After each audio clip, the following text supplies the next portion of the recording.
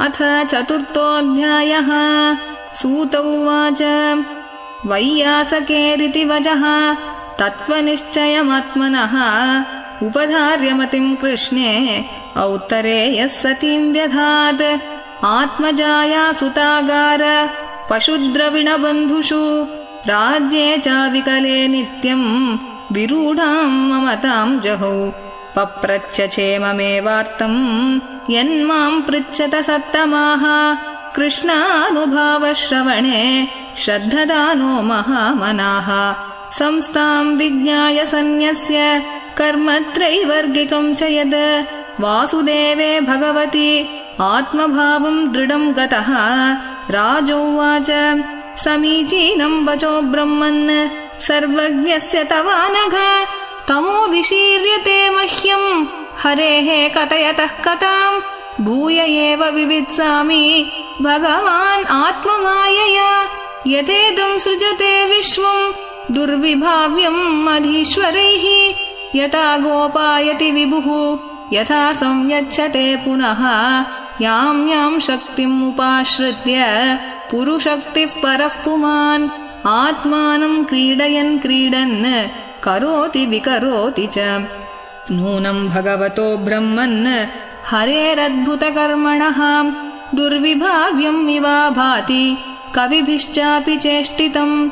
यथा गुणांस्तु प्रकृतेः युगपत् क्रमशोऽपि वा बिभर्ति भूरिशस्त्वेकः। कुर्वन् कर्माणि जन्मभिः विचिकित्सितमेतन्मे ब्रवीतु भगवान् यथा। शाब्दे ब्रह्मणि निष्णातः परस्मिंश्च भवान् खलु। सूत उवाच इत्युपमन्त्रितो राज्ञा गुणानुकथने हरेः ऋषिकेशम् अनुस्मृत्य प्रतिवक्तुम् प्रचक्रमे। श्रीशुक उवाच नमः परस्मै पुरुषाय भूयसे सदुद्भवस्थाननिरोधलीलया गृहीतशक्तित्रितयाय देहिनाम् अन्तर्भवायानुपलक्ष्य वर्त्मने। भूयो नमः सद्वृजिनच्चिधे सताम् असम्भवायाखिलसत्त्वमूर्तये। पुंसाम् पुनः पारमहंस्याश्रमे व्यवस्थितानाम् अनुमृग्यदाशुषे। नमो नमस्तेऽस्तु ऋषभाय सात्वताम् विदूरकाष्ठाय मुहुः योगिनाम्। निरस्तसाम्यातिशयेन राधसा स्वधामनि ब्रह्मणि रंस्यते नमः। यत्कीर्तनम् यत्स्मरणम् यदीक्षणम् यद्वन्दनम् यत्श्रवणम् यदर्हणम् लोकस्य सद्यो विधुनोति कल्मषम् तस्मै सुभद्रश्रवसे नमो नमः। विचक्षणा यच्चरणोपसादनात् सङ्गम् व्युदस्य उभयतोऽन्तरात्मनः विन्दन्ति हि ब्रह्मगतिम् गतक्लमाः तस्मै सुभद्रश्रवसे नमो नमः। तपस्विनो दानपरा यशस्विनो मनस्विनो मन्त्रविदः सुमङ्गलाः क्षेमम् न विन्दन्ति विना यदर्पणम् तस्मै सुभद्रश्रवसे नमो नमः। किरातहूणान्ध्रपुलिन्दपुल्कसा आभीरकङ्कायवनाः कसादयः येन्ये च पापा यदुपाश्रयाश्रयाः शुध्यन्ति तस्मै प्रभविष्णवे नमः।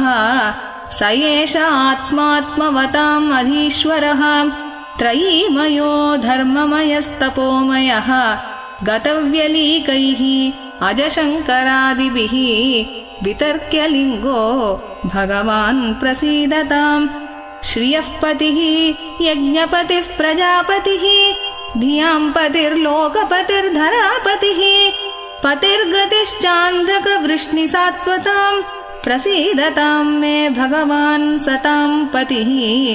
यदङ्घ्र्यभिध्यानसमाधिदौतया धियानुपश्यन्ति हि तत्त्वमात्मनः वदन्ति चैतत् कवयो यथा रुचम् समे मुकुन्दो भगवान् प्रसीदताम्।